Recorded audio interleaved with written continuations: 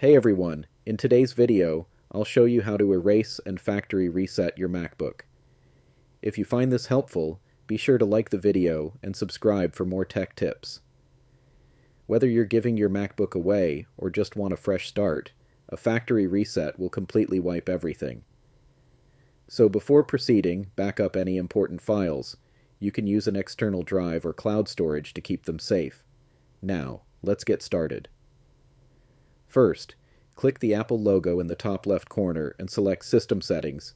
In the left sidebar, scroll down and click General. Then at the bottom, select Transfer or Reset. Here you'll see the option Erase All Content and Settings. If you're sure you want to proceed, click on it. You'll be asked to enter your password to confirm. A warning will pop up, notifying you that all settings, media, and data will be erased. If you're ready, click Continue and follow the on-screen steps to complete the reset. And that's it! Your MacBook will restart as if it's brand new.